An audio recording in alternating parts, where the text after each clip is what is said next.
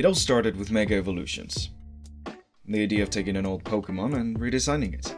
In the case of Megas, by making it look as powerful as possible. Bringing some lesser known Pokemons back into the limelight.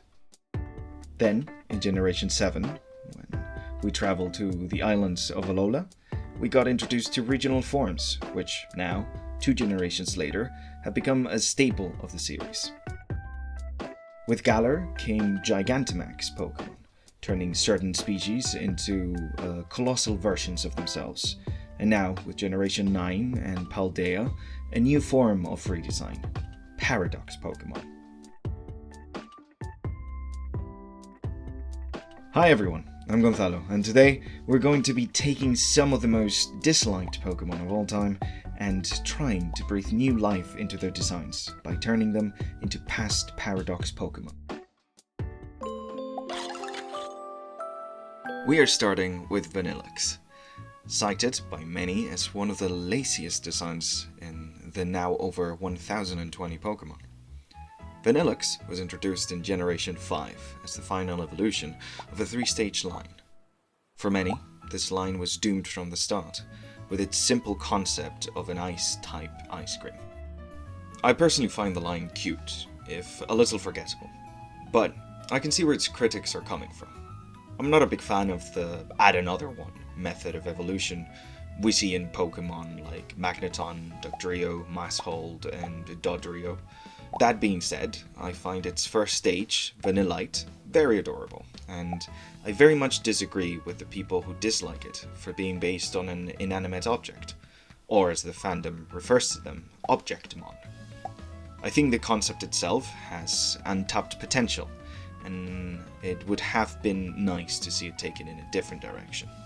So, here's my first attempt at transforming it into a past Paradox. Taking inspiration from the Paradox Pokemon we've seen in-game, I wanted to give it characteristics of an extinct animal. I decided to turn its icy smoke into makeshift wings and make its cone look more like a tail, giving it the silhouette of a pterosaur and turning it into a nice dragon type. With that change, the 2 heads take on a new meaning, turning into a reference to 2-headed mythical dragons, in addition to a second scoop of ice cream. I took my time trying to replicate Pokemon's rendering of ice, and I added a bright purple as a playful accent color. And with that, our first Paradox Pokemon is finished. Say hello to Freezing Breath, the ancient ice cream Pokemon. It resembles a creature found in a paranormal magazine, set to bring chilling blizzards wherever it goes. Those who have seen it speak of a mischievous energy and, for some odd reason, the taste of blueberry ice cream.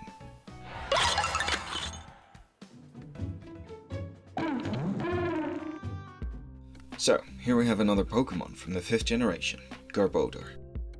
Although I personally think Trubbish is adorable, I can see why most wouldn't be enchanted by its final evolution.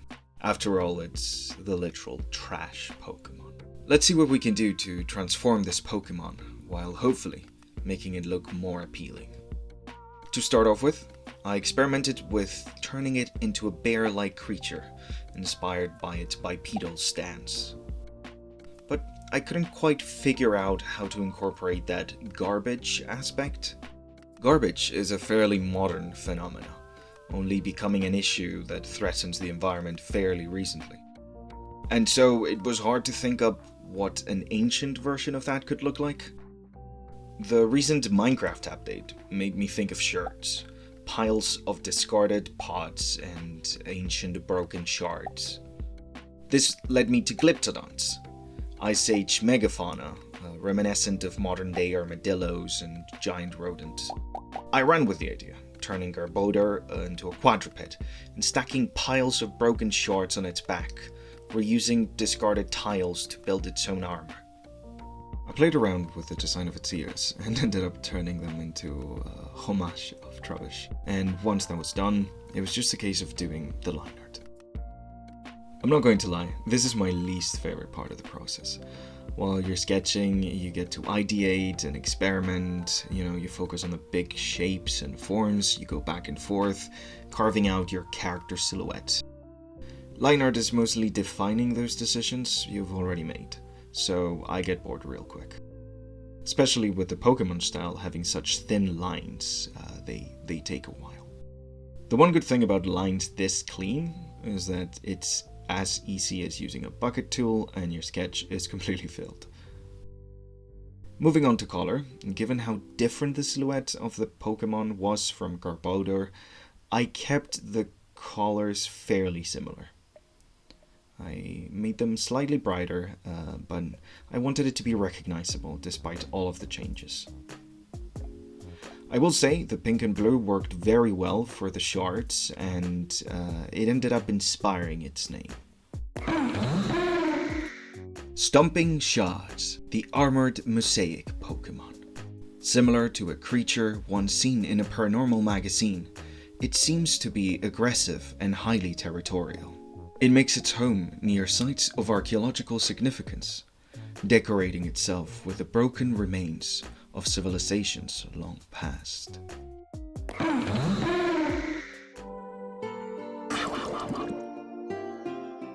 And lastly for today, our first 7th generation Pokemon, Bruxish.